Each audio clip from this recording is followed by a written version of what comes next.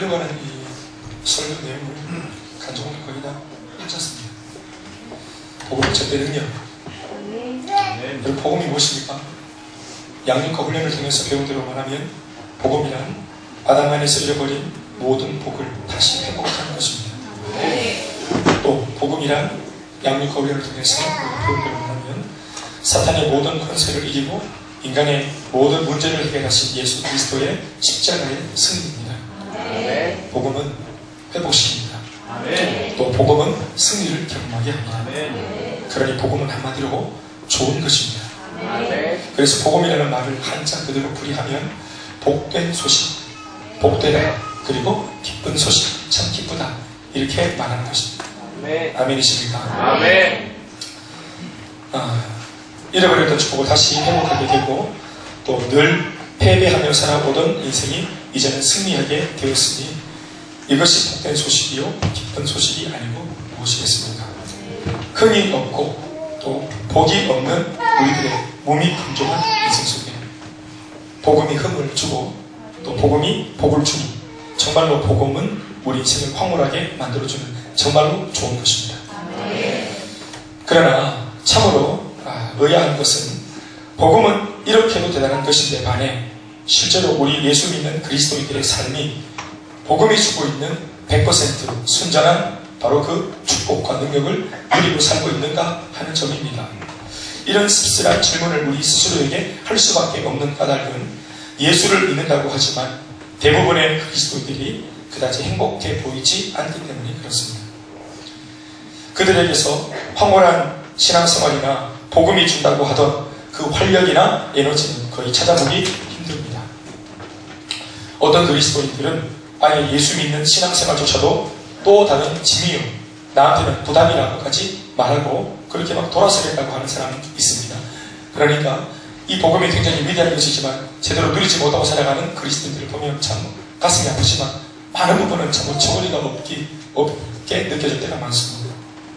따지고 보면 신앙생활이라고 하는 것은 예수님이 나를 위해 죽으시고 부활하셨다는 사실, 나의 모든 죄를 용서하셨다는 사실이 이 복음을 받아들이면서부터 시작하는 것입니다. 그러나 시작은 분명히 복음으로 했는데 신앙생활의 과정 속에서는 복음 중심이 아니라 자기 중심, 어느덧 경험 중심, 어느덧 세상 가치관 중심으로 변질될 때가 많습니다. 그러니 이런 그리스도인들은 세상살이도 혼란스러워지고 또 신앙생활도 혼선이 생기는 것입니다. 또 이런 혼선이 주는 압박감이 심해지면 아예 신앙을 접어버리고 차라리 세상으로 방향을 정하는 사람이 나오기도 합니다. 교회를 20년씩 30년씩 다닌 사람도 이런 문제를 만나면 순식간에 돌아섭니다. 왜 이런 비참한 일이 생기는 것일까요? 그것은 복음의 진정한 가치를 경험하지 못했기 때문에 그렇습니다. 정확한 복음을 알지 못하기에 이런 문제가 생기는 것입니다. 사실 그도 그럴 것은 대부분의 성도들에게 복음이 무엇이냐고 예수를 믿고 있는 성도에게 물어보면 죽어서 천국 가는 것으로만 알고 있는 사람들이 상당수임을 알 수 있습니다. 집사님들도 심지어 권사님도 심지어 어떤 장로님도 그렇게 알고 계신 분 계십니다. 그것은 복음이 주는 혜택 중에 지극히 일부분만을 알고 있는 반쪽짜리 복음입니다. 반쪽짜리 복음을 알고 있으니까 삶도 반쪽짜리, 반쪽짜리 복음을 알고 있으니까 축복도 반쪽짜리. 그러니까 예수를 믿어도 진정한 풍성함, 진정한 만족 없는 고달픈 골병드는 신앙생활을 하게 되는 것입니다. 원인은 내가 품고 있는 복음이 반쪽짜리 복음이기 때문에 그렇습니다. 복음은 죽어서 천국 가게 해주는 그런 축복만이 아니라 살아생전 이 땅에서도 성도의 삶을 풍성하게 해줍니다. 말로 다할 수 없는 가치의 삶으로 사람의 인생을 완전히 역전시켜줍니다. 이전까지의 사주팔자 운명을 전부 뒤집어 엎어 놓아줍니다. 이와 같이 복음을 정확하게 알고 정확하게 깨달을 수만 있다면 진짜 복음이 주는 축복과 기쁨을 제대로 누리며 황홀한 신앙생활을 하게 됩니다. 아멘. 절대로 이 복음을 외면하거나 무시하지 못하게 되어질 것입니다. 아멘. 경험하면, 맛을 보면 외면하지 못합니다. 아멘. 교회나 신앙을 포기하겠다, 떠나겠다 이런 말 절대로 하지 않습니다. 오늘 사도 바울은 방금 우리가 지적했던 성도들의 문제가 그 당시 로마 교회의 문제임을 알고는 이 모든 원인이 다름 아닌 정확한 복음의 가치를 모르는 데서 비롯되었음을 깨닫고 그 로마 교회 그리스도인들에게 복음의 진술을 다시 들려주려고 하고 있습니다. 바울은 세속화된 교회를 향한 처방전으로 다시 듣는 복음을 선택했습니다. 복음으로 시작했다가 잠시 흐려진 그들의 신앙을 놓고 복음을 심어줘도 안 되는구나. 그럼 복음 말고 다른 게 뭐가 있을까가 아니라 복음으로 시작했다가 변질되고 흐려진 그들의 신앙 속에 다시 한 번 더 처음 붙잡았던 그 복음을 다시 한 번 더 들려주기로 바울이 선택한 것입니다. 복음 외에는 소망이 없습니다. 저와 여러분 역시도 변질되기 쉬운 연약한 사람들임을 인정하고 바울이 전해주는 이 복음의 진술을 성령의 음성으로 다시 듣더라도 잘 들을 수 있기를 주의 이름으로 축원합니다. 복음이란 무엇입니까? 우리 좌우로 한번 물어봅시다. 서로 답을 한번 해보세요. 복음이란 뭡니까?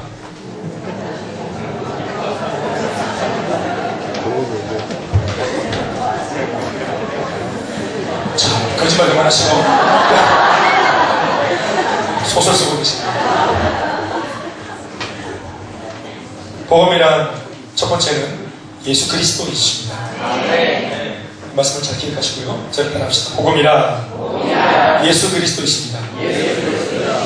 마가복음 1장 1절 말씀을 보시면 복음을 이렇게 정의하고 있지요. 마가복음 1장 1절 다같이 시작. 하나님의 아들 예수 그리스도의 복음의 시작이라. 복음이란 바로 예수 그리스도라는 말씀입니다. 또 예수님은 복음입니다. 따라합시다. 복음은 예수님이십니다. 예수님은 복음이십니다. 오늘 말씀을 드릴 때 제가 혼용해서 쓰는 같이 함께 제가 이 두 내용을 함께 제가 혼용해서 쓸 건데 잘 이해하고 들을 수 있기 바라요. 그냥 같은 말이 아니고 제가 악센트를 주는 어떤 그런 어떤 의도가 있습니다. 복음이신 예수 그리스도, 예수 그리스도이신 복음. 이걸 잘 머릿속에 넣어놓으세요. 이 말은 사실 이렇게도 표현이 가능합니다. 복음이란 복된 소식, 기쁜 소식이라는 뜻이니까 복된 소식, 기쁜 소식은 예수 그리스도다 라고 말할 수 있겠습니다. 자, 한 번 더 따라합시다. 복된 소식은 예수 그리스도, 기쁜 소식은 누구라고요? 우리 아버님들 아멘이십니까? 예수님은 어떤 분입니까? 기쁜 소식, 복된 소식. 우리 어머님들 아무래도 좀 할렐루야 집중하고 계십니까? 우리 어머님들 말한 예수님은 어떤 분이십니까? 복된 소식, 기쁜 소식. 예수님이 복음이고 복음이 예수님입니다. 기억해보세요. 할렐루야. 자, 들어보세요. 마태복음, 마가복음, 누가복음, 요한복음, 소위 이 4복음서를 생각해봐요. 실제로 예수님 이야기로 가득 채워져 있는 이 복음서 안에 있는 예수님의 이야기, 그걸 생각해봐요.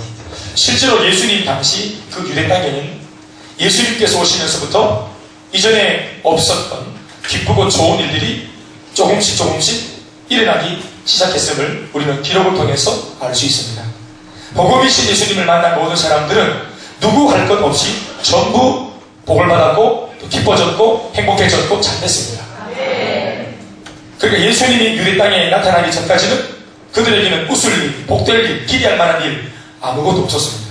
그런데 예수님이 그 땅에 오시면서부터, 예수님이 사람들을 만나주시면서부터 그들에게 그나마 웃을 일, 복될 일, 뭔가 기대하고 또 소망할 일이 생기면서 포기하고 있던 인생에 뭔가 소원을 가지고서 먼지를 일으키며 많은 군중들이 예수님을 쫓아갔습니다.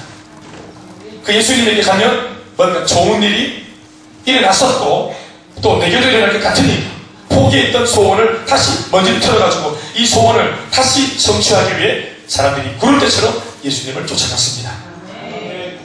복음이신 예수님을 만난 모든 사람들은 진짜로 주님 만나 변화받았습니다.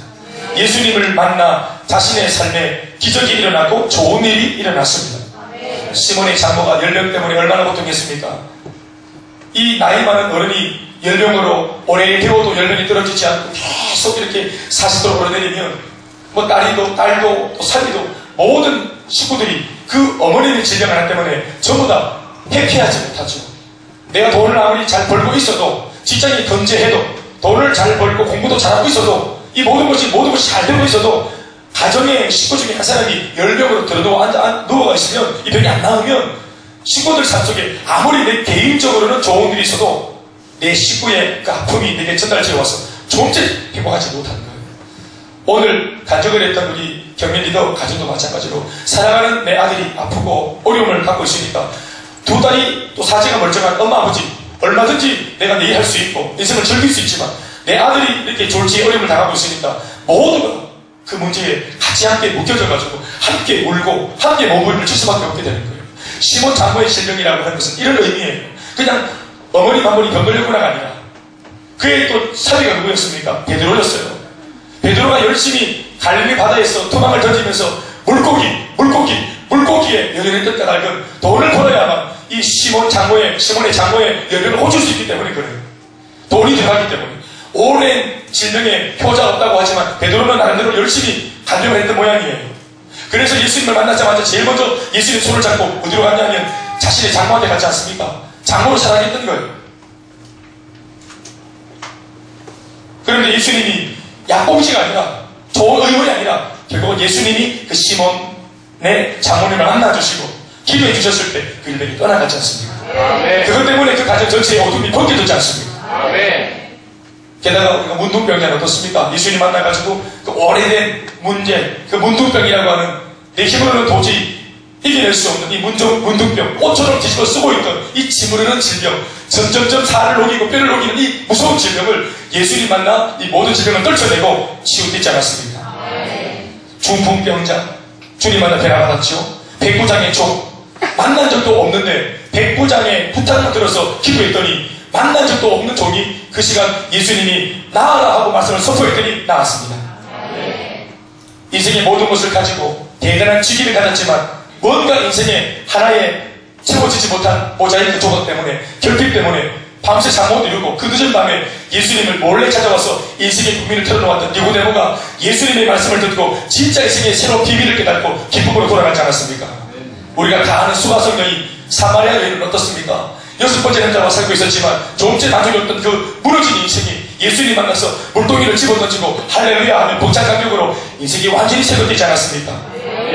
평생 돈 밝히고 부자가 되겠다고 나 이 땅에서 한번 성공해보겠다고 성공과 번영과 출세를 위해서 그렇게 달려가던 삭개오가 예수님 만나서 자신이 평생 예수님 버리고 거머졌던 이 금은보와 폐물을 주님 만난 다음에는 가난한 자들에게 다 내어줄 정도로 소유욕에서 자유케 되는 사람이 되었습니다. 아멘. 오빠가 죽었죠. 나사로라고 하는 오빠가 죽었어요. 오빠 정도가 아니라 이 오빠가 이게 이제 가장이었기 때문에 소는 가장이었기 때문에 오빠는 자신의 삶의 중심이었단 말이에요. 그런데 오빠를 잃어버린 마르다와 마리아가 그렇게 처참하게 울고 있었을 때 예수님 그들에게 위로하시면서 죽었지 4일이나 지난 시체 앞에 가셔서 나사로야 나오라 했을 때 시체가 돌아나와 그 누이 동생들의 품에 안겼지 않습니까? 귀신 들려 창녀짓을 하고 살던 여성성 그 숭배를 다 잃어버리고 찾아가던 정말로 사주팔자 운명에 매여있던 막달라 마리아 주님 만나 새로운 인생이 되었습니다.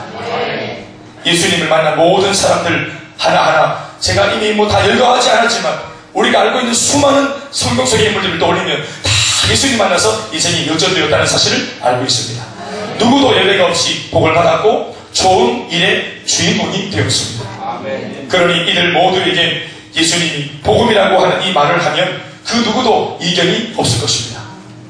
하지만 우리는 복음이신 예수님을 통해 일어난 이 놀라운 변화의 역사를 놓고 단순히 개개인들이 복받은 이야기로만 일축해서는 안 됩니다. 그것은 복음의 능력을 제대로 평가하지 못하는 거예요.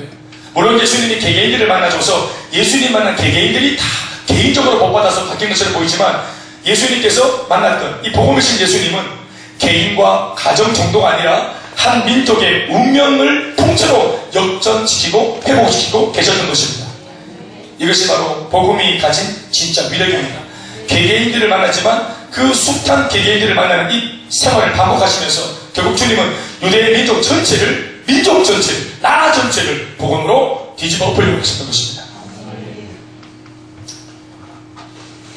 이것이 복음의 진짜 위력입니다. 예수님은 유대 나라 전체에 이전에 없었던 활력을 불어넣고 계셨습니다. 예수님이 오시기 전까지의 유대 상황을 잘 묵상해 보십시오. 예수님 당시 유대 나라는 로마의 식민지였습니다. 그러니 그들은 엄밀하게 말하면 로마의 포로였자 아니면 노예였습니다. 효과적인 식민지 통치를 위해서 로마가 그들에게 약간의 자유를 허용해 주긴 했지만 당시 유대인들의 현주소는 포로이자 노예였습니다. 그러니 포로요 노예인 그들에게 복된 소식이나 기쁜 소식은 아예 없었습니다. 우리들도 사실 이 나라에 우리가 살면서 이 나름대로 우리가 자유를 누리고 또 내가 알 수 있는 선택권을 가지고 내 마음대로 살고 있고 또 경제생활, 가정생활, 또 직장생활, 사회생활 우리가 내 마음대로 원하는 거 다 할 수 있는 자유민주주의 국가에 살고 있다고 말을 하고 있지만 실제로 우리가 진짜 내 마음대로 하고 삽니까?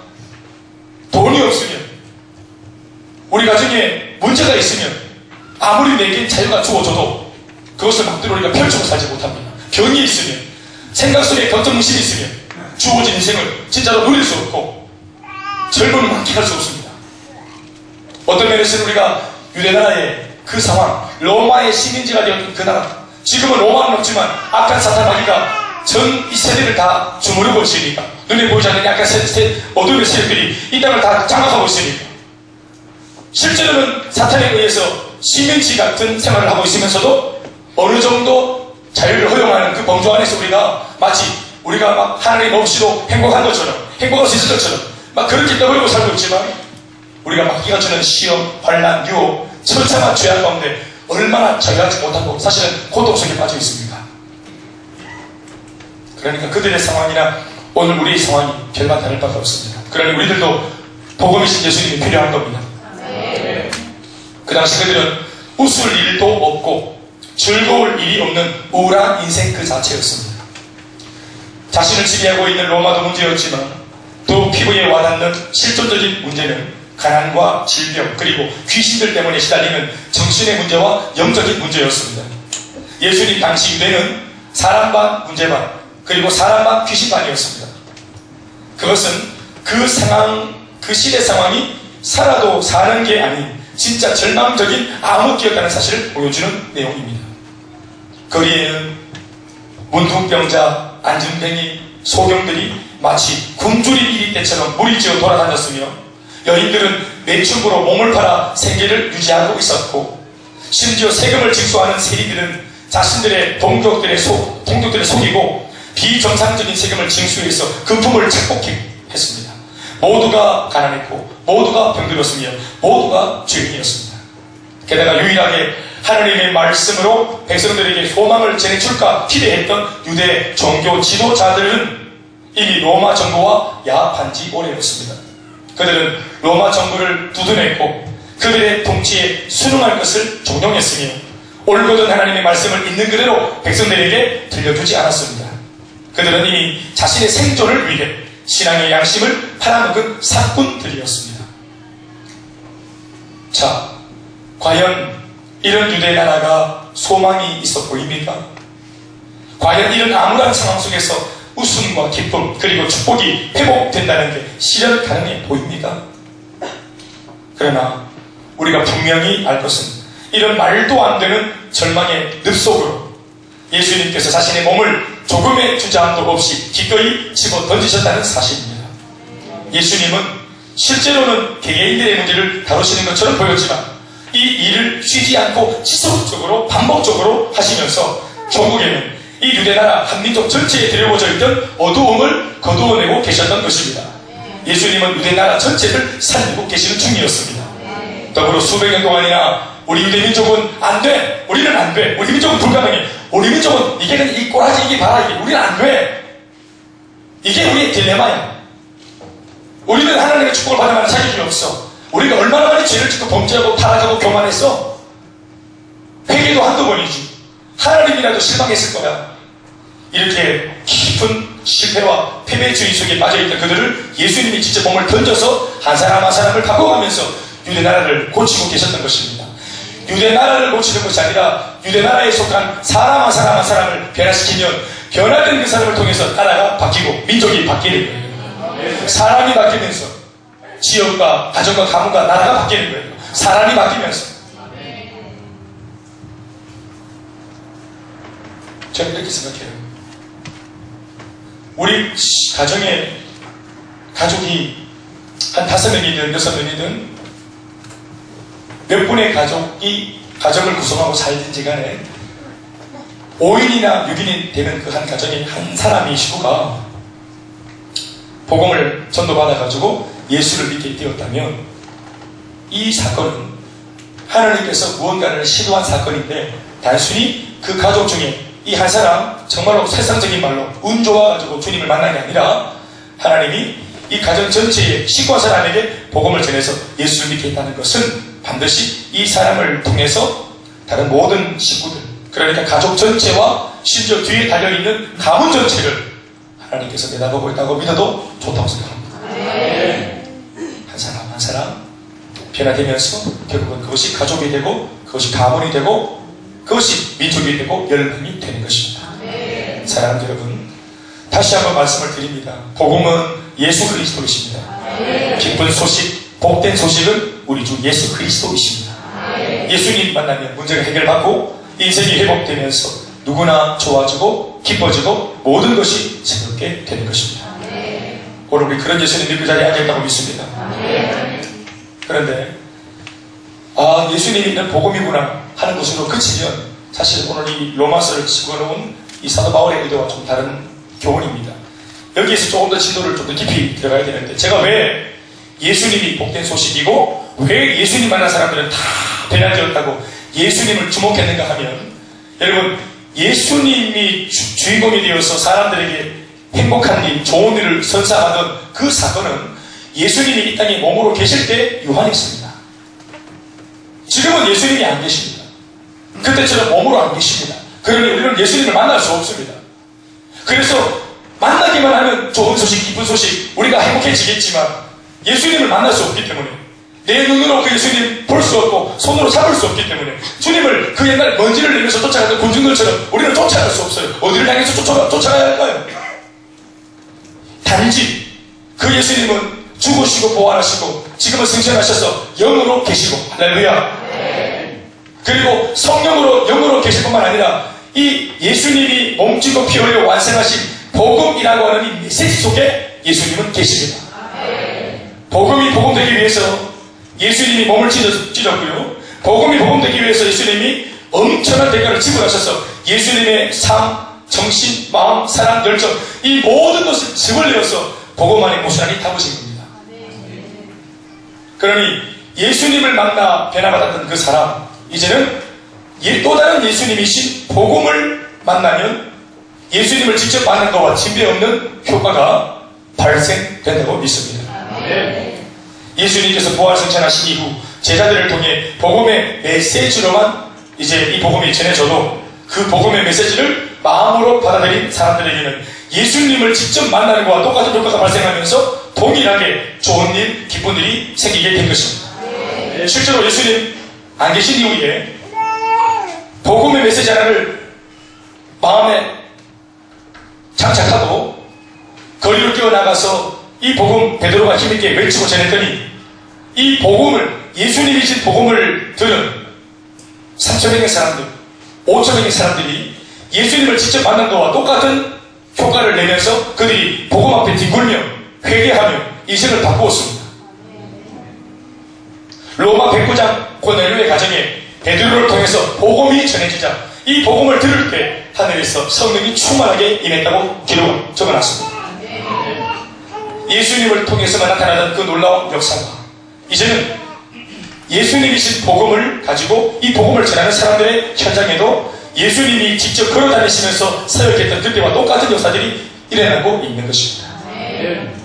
바울을 통한 전도 현장에서도 돈은 많은데 이 돈을 어디 써야 될지 몰랐던 그 여사장 루디아, 바울이 전하는 복음을 통해서 인생이 완전히 회복되고 있습니다. 빌립보 감옥을 지키고 있던 간수장과 그의 식구들이 복음을 전하는 바울을 통해서 주 예수를 믿어라, 그리하면 너와 내 집이 구원을 얻겠다는 이 말씀을 들으면서 그들이 복음 앞에 구원받고 변화받았습니다. 예수님을 통해 일어난 좋은 일들과 복음 메시지를 통해 일어난 좋은 일들이 그 내용만 굳이 따져보자면 똑같습니다. 그러므로 복음은 곧 예수님이시며 예수님은 복음이십니다. 그런데 여기서 참으로 놀라운 깨달음 한 가지가 무언가 하면, 좀 더 진도를 나가면, 오늘 이 시간 김대현 목사가 여러분들한테 전하는 이 복음의 메시지, 이 말씀도 복음이며 예수님 사랑과 열정, 여러분들을 향한 하나님의 축복, 여러분들을 향한 하나님의 사랑, 여러분들을 향한 하나님의 열정이 이 복음과 이 설교와 메시지 안에 담겨져 있다고 믿습니까? 그러니까 이 복음을 전할 때 베드로의 복음, 바울의 복음이 아니라 목회자가 전하는 복음도 또 다른 예수님인 줄로 믿습니다. 이 말씀을 하나님 말씀으로 들으면 나는 예수님을 만나는 것입니다. 예수님 만나서 일어났던 그 엄청난 효과가 말씀을 예수로 믿고 받을 때에 우리의 삶에도 그렇게 일어날 줄 믿습니다. 여러분, 우리가 행복 모임에서 복음을 하나 전했을 뿐이잖아요. 뭘 대단한 거 했어요? 기도를 30분 이상 열정적으로 하는 거 아니에요. 성경책을 많이 읽어준 것도 아니었어요. 정말로 간단한 복음. 성경책을 열면은 불신자들이 비난스러울까 싶어가지고 성경책 아예 그냥 꺼내지도 않고 페이퍼에 적어놓은 짤막한 복음의 메시지 몇 가지를 전했을 뿐인데, 그 예수님의 이야기를 듣고 사람의 인생이 바뀌고 수십 년 먹었던 마음의 깊은 한이 회복되었던 것, 여러분 방금 간증 속에 들었지 않습니까? 할렐루야. 그가 변화되고 변화된 아내를 따라 남편이 변화되어지고 그 가정의 흑암의 빗장이 벗겨지는 역사가 일어나지 않았습니까? 예수님만 할 수 있는 일, 예수님한테만 가능했던 그 일이 복음 전하는 우리들의 삶에도 일어나는 것입니다. 그리고 설교하는, 예배하는 이 시간에도 동일한 역사가 있다고 믿으시기 바랍니다.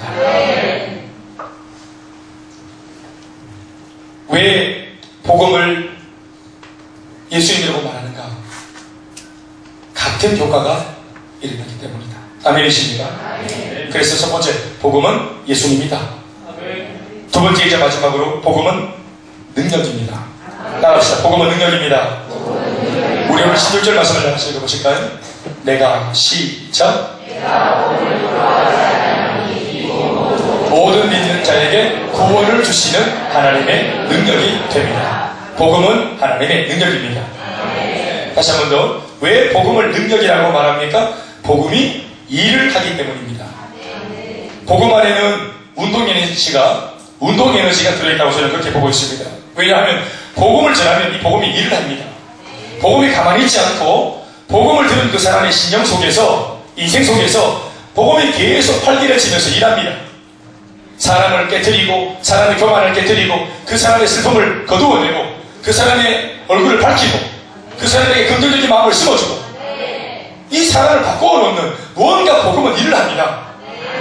지금도 복음이 선포될 때 여러분들 마음속에서 일하고 계십니까? 아니면 여러분들 잠이 더 강합니까? 피곤이 더 강합니까? 지금 복음보다? 피곤을 물리치고 돌파하고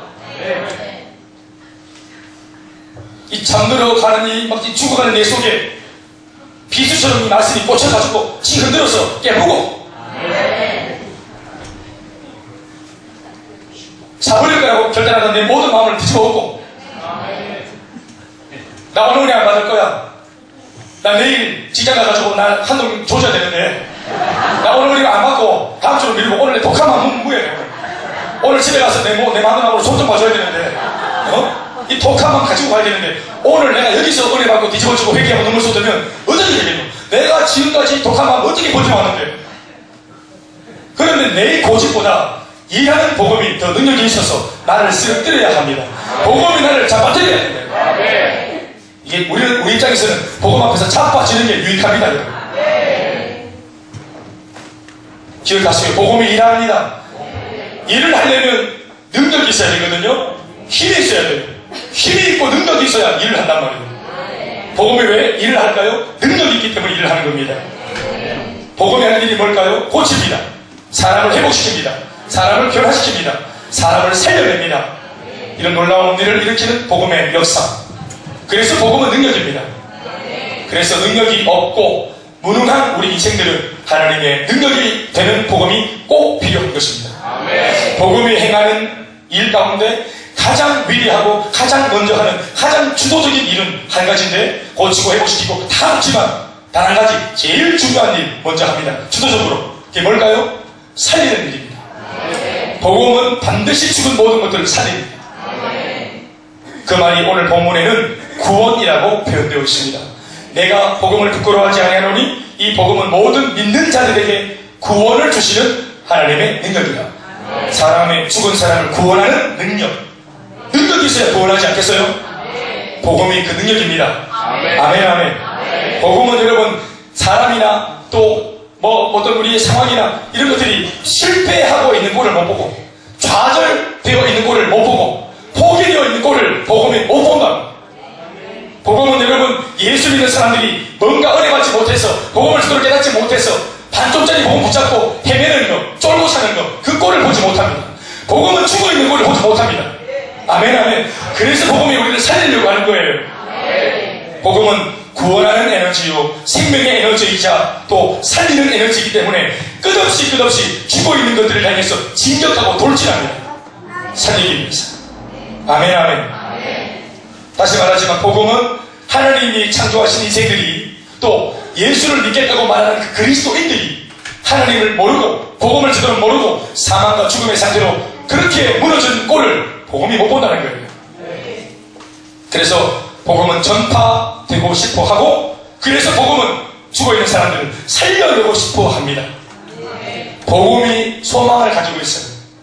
복음이 열망을 가지고 있어요. 저와 여러분들을 이렇게 세우려고 하는 열망이 말이에요. 하나님의 사람 눈빛이 그렇게 하는 거 아니에요. 하나님의 사람 표정이 그렇게 하는 거 아니에요. 하나님의 사람 집안의 냉장고에 갇혀져 있는 그 음료들이 그러면 안 되는 거예요. 복음은 이 음료들을 깨트리기 원하는 거예요. 이 참이슬을 깨트리기 원하는 거예요. 우리 가슴 속에 있는 말보루를 깨트리기 원하는 거예요.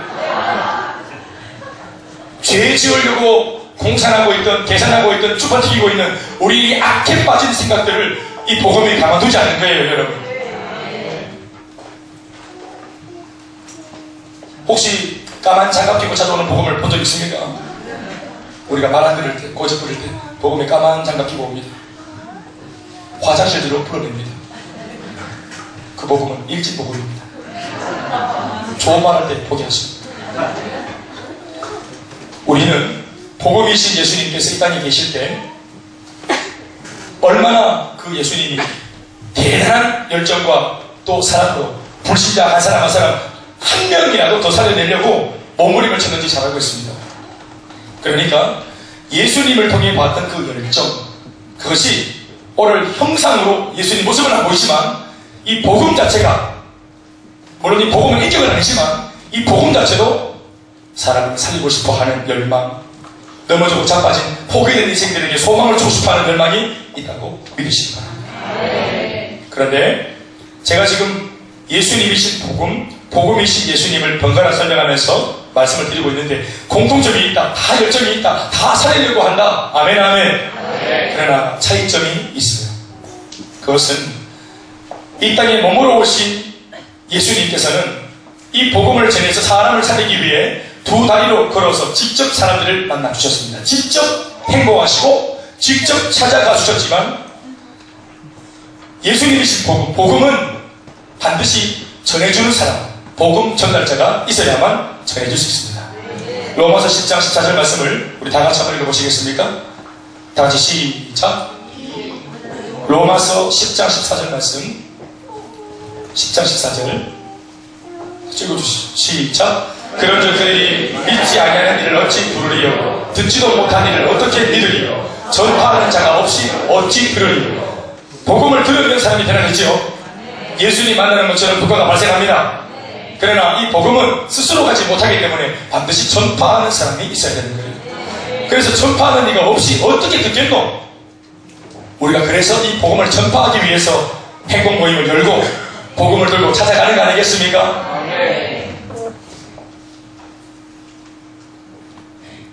능력은 이미 이 복음 안에 충분히 있습니다. 그렇기 때문에 우리가 예수님의 마음으로 이 복음을 전달할 사람으로 우리가 준비만 되면 우리가 전파하는 복음을 통해서도 얼마든지 좋은 일, 기쁜 일이 생길 줄 믿습니다. 그리고 그 좋은 일, 기쁜 일이라고 하는 것은 다른 것이 아니라 생명을 얻게 되는 일이니까 우리 통해서도 반드시 예수님만 할 법했던 그 일이 우리의 삶의 현장에서 일어날 줄 믿습니다. 이전에 아내와 함께 저희와 같이 분할계 사역을 놓고 고민하시는 목사님 부부를 4명에서 만난 적이 있습니다. 그분은 포항에 사시는 분이셨는데 뭔가 목회의 돌파구를 찾기 위해서 평일에 시간을 내어가지고 아내분하고 같이 부산까지 내려가서 또 훈련도 많이 받으시고 또 이 세미나 저 세미나 많이 찾아다니시면서 돌파구를 찾으려고 애쓰던 분이십니다. 그런데 그러다가 이분이 강의를 아무리 들어도 세미나를 아무리 들어도 이제 옛날 그 우리 집중훈련 때 이제 지나가는 듯 강사를 통해서 들었던 저희 대구에 있는 저희 교회 이야기가 계속 뇌리에 남아나는 겁니다. 개척한 교회인데 이렇게 두날개 사역을 하고 선교하기 위해 복음을 전하기 위해 그 한 가지 이름으로 세운 교회가 개척해서 참 세워지기 어려운 이 대구라고 하는 척박한 땅에서 무언가 조금 그렇게 그래서 자립했다는 얘기. 그래서 참 칭찬받을 만한 이야기가 그에게 들려졌을 때 이 목사님이 그때는 이게 그냥 시원치 않게 들었는데 이제 돌파구를 찾기 위해서 세미나를 막 찾고 계시는 중에 어떤 메시지보다 우리 교회에 대한 이야기를 듣고 싶다는 열망이 가득했다 합니다. 그리고 저한테 바로 전화가 왔어요. 부산 세미나가 다 끝나지 않았는데 더 이상 있을 필요가 없는 것 같고 아내랑 나는 못하게 싸서 지금 올라가는 중이라고 올라오는 중이라고 하면서 내고 나오라는 거예요. 올라갈 거니까 뭐 시간 되냐고 할 게 아니고. 그래서 저번에 오셨던 우리 포항 목사님, 그 목사님 저보다 10년 이상 선배시니까 또 뭐 제가 후배니까 그렇게 할 수 있겠죠. 그래요? 그 카페에 앉아가지고 이런저런 이야기를 하는데 사실은 저희 교회 지난 이제 우리 뭐 김경민 리더 방금 간증을 한 그 간증 하나만 해도 대단히 우리 참 은혜 되죠. 근데 이제 저마다의 간증이 우리가 있으니까 또 제 개인적인 간증도 있고 이 간증들을 쭉 같이 나누면서 은혜를 같이 서로 받았는데 우리 참 마음이 뜨거워집니다. 저 개인적으로는 그 얘기를 좀 하면서 정리하면서 한 번 더 이게 우리 교회지 이게 우리 교회지 하면서 마음속에 또 다른 자긍심 하나가 생기고요. 아멘 아멘. 그리고 이 얘기를 들었던 그 목사님 입에서 연발되는 고백이 뭐였냐면 목사님 대구에서 정말 기적이 일어났네요. 대구에서 정말로 기적이 일어났네요. 목사님 정말 목사님의 교회가 신화를 쓰고 있고 대단한 역사가 지금 일어나고 있는 것입니다. 이렇게 말씀을 하시는 거예요. 그러니까 저 자신도 사실은 이제 좀 둔하기 때문에 하나님이 거듭 그렇게 하시는 것 같은데 우리는 늘 이렇게 이제 있고 또 늘 우리가 하던 일을 하고 있으니까 우리는 우리의 현주소와 가치를 잘 모를 때가 많지만 외부에서 저희 교회를 보는 사람들의 눈에는 정확하게 저희 교회의 가치가 매김이 되나가요. 그러니까 그분들의 말은 뭐냐면 그냥 잘하네 뭐 목사님 고생했네 이게 아니고 신화가 또 기적이 대단한 일이 지금 일어나고 있는 것이라고 목회를 10년 이상 하신 분들의 고백 속에서 나오는 것입니다. 제가 그 얘기를 들으면서 너무너무 마음속에 감사합니다. 그리고 제가 이 얘기를 하면서 내가 가지고 있었던 복음, 또 복음으로 일어난 우리 교회 이야기, 또 성도들의 이야기를 그분에게 전부한 거예요. 일종의 전파한 거죠. 복음을 통해서 일어난 실제적인 좋은 일, 복음을 통해서 일어난 실제적인 복된 일, 이거를 제가 전파했더니 이분이 마음속에 목회에 대한 그런 어떤 우울했던 마음들, 포기할까 싶었던 낙심했던 마음들이 회복이 되었다고 눈물로 저한테 감사를 했습니다.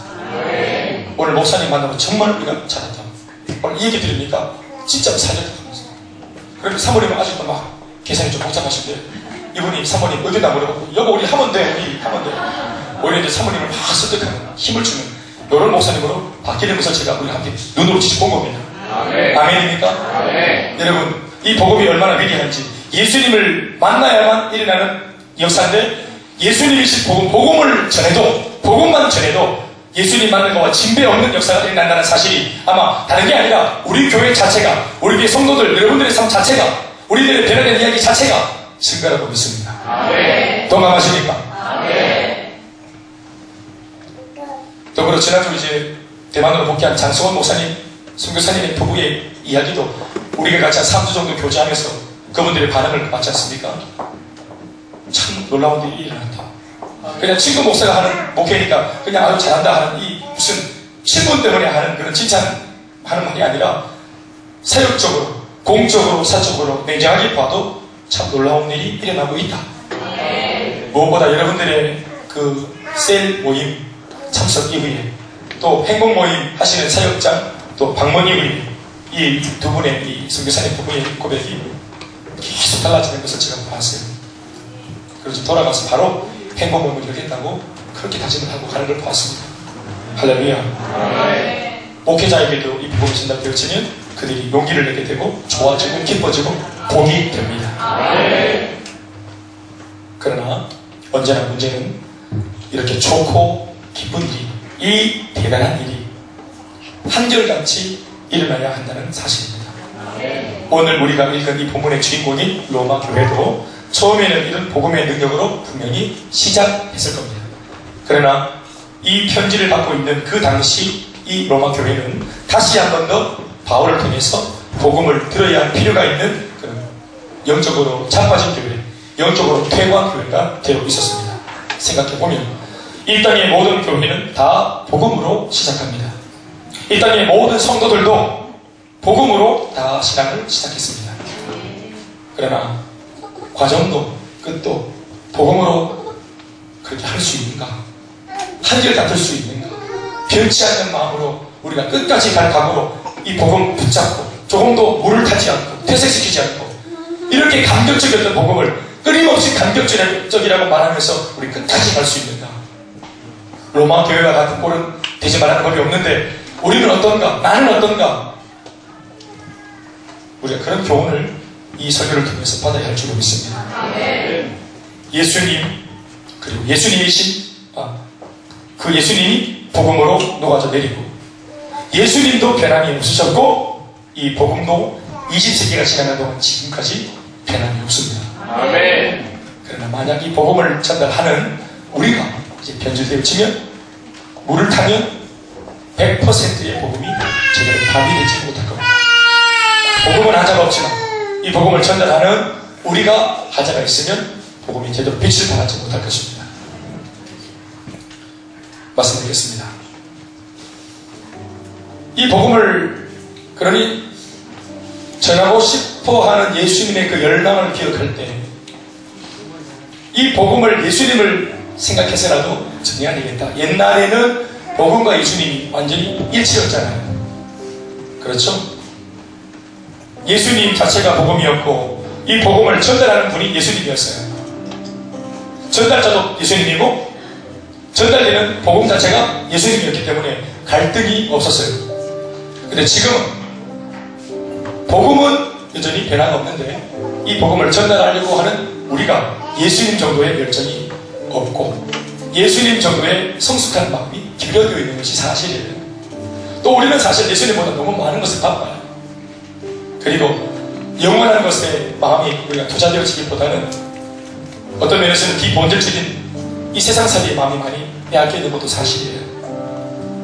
예수님의 우리를 향한 의지는 어떤 것일까? 얘들아, 너희들 나와 좀 혼연일체가 된 것처럼 그렇게 내 수족이, 내 손과 발이 좀 배워줄 수 없겠니? 내가 뭔가를 너희와 함께 하려고 할 때에 너희들 머릿속에 계산, 바쁜 생각들, 복잡한 생각들 그것 좀 제거할 수 없겠니? 좀 나를 신뢰하면 안 되겠니? 믿으면 안 되겠니?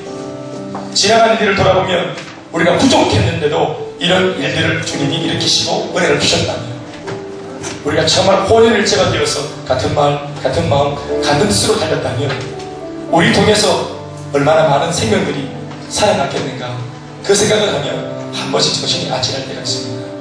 주여, 우리 한다고 하고 또 잘한다고 하지만 우리 주님, 난 다른 사람은 모르겠고 목사님 나만 돌아보면 최선을 다한 목회이 없는가? 아니요, 더 할 수 있었어요. 주일 밤에 예배 다 마치고 훈련 다 마치고 그 8시 이후에 한 집 정도 더 할 수 있어요. 월요일날 목회자가 다 쉬는 날이라고 그렇게 있었지만 저도 쉬었지만 그런 날에도 제가 부지런히 몸을 썼다면 얼마든지 한 몇 가지만 더 월요일날 돌아볼 수 있었어요. 화요일날 오전반 양육하고 오후반 저녁에 양육하고 이것 때문에 성도들은 저보고 바쁜 목사가 있지만 그 가운데 점심 먹고 힘내어서 또 사람들을 만나려고 들었으면 저 만날 수 있었어요. 금요일날 오전반 양육을 하고 저녁에 말씀을 준비하고 교회 집에 가야 하지만 그 사이에 제가 조금 더 시간 내어서 말씀을 미리 준비해 놓으면 그 사이에 제가 신방할 수 있고 사람들 만나서 복음을 전할 수 있어요. 토요일 주일을 준비한다고 하지만 그 시간 제가 잘 맞춰내면 얼마든지 한 10가지 만날 수 있어요. 그런데 뭔가 양육을 많이 하고 뭔가 제자훈련을 많이 하니까 바쁜 것처럼, 말씀을 준비하고 나 혼자 목회자니까 바쁜 것처럼 최선을 안 했는데도 뭔가 우리 목사님은 최선을 다하는 목사님인 것처럼 제가 여러분들한테 칭찬을 받아요. 그러나 저는 최선을 다 안 했어요. 더 할 수 있었어요. 또 더 잘 할 수 있었어요. 또 이왕 하는 거 마음을 더 쏟을 수도 있었어요. 가까운 경주는 포항이나 구미나 양산 같은 곳은 제가 운전해서 갈 수도 있었어요.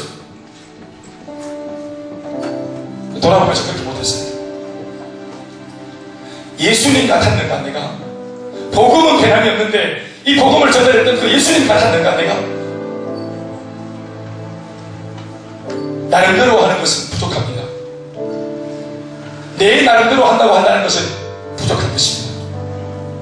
그것은 최선이 아니기 때문에 그렇습니다. 게다가 이 일로 우리가 사람의 생명을 살리는 일을 한다고 한다면 정말로 최선의 것이 나와야 하지 않겠습니까? 돌아보면 중세교회는 바로 이러한 최선의 주님 닮은 열정 어린 삶을 포기했기 때문에 복음을 전하고 세상을 도와주고 타락한 세상에 답을 줘야 될 교회가 오히려 교회가 타락해서 16세기 루터나 요한 칼빈을 통해서 뭔가 개혁이 필요한 교회가 되어버렸습니다. 세상의 걱정과 염려를 들어줘야 할 교회가 오히려 세상의 걱정거리가 되고 염려거리가 되었습니다. 난 아침이야. 나름대로 그렇게 한 사역은 항상 이렇게 변질의 유혹을 이겨내지 못했습니다. 지금 그 중세교회 16세기 한 번의 개혁과 갱신의 몸부림이 있었지만, 그래서 한 번 더 불이 붙는 듯 했지만 지금은 전부 다 박물관 됐습니다. 박물관. 순교의 피를 흘리고 화형당하면서 하나님께서 잠든교회를 깨워보려고 주님의 사람들을 무수히 보내었으나 잠시 이벤트처럼 새로워지는 듯 했지만 그거 귀찮다 하지 말자 하는 그 무리들이 더 많았기 때문에 그게 잠들었습니다. 우리 교회, 오늘 우리 한국교회 잠들고 있습니다. 여러분 아십니까?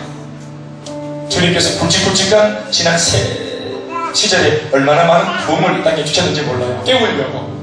그런데 깨우시는 주님의 의지보다 더 자려고 하는 우리 의지가 더 강했던 것 같아요. 오늘 우리는 많은 것으로 유혹받고 있습니다. 저 보십시오. 우리 교회를 통해서 오늘 간증한 김경민 또 김병대 저 부부의 간증 같은 회복이 우리 교회가 있었기 때문에 저 가정이 변화가 되었다고 할 때에 섬찟한 생각은 우리가 만약 교회를 세우지 않고 개척을 안 했다면 내 가정 힘들고 공부한 시절에 그냥 나도 힘든데 뭐 하면서 복음을 전하지 않기로 마음을 먹었었다면 오늘 이렇게 이런 놀라운 열매가 맺혔겠는가? 복음을 안 전하고 싶은 이유는 게으름 때문인데 그 게으름 때문에 우리가 자칫 놓칠 수 있는 결과는 너무 큰 건 거예요.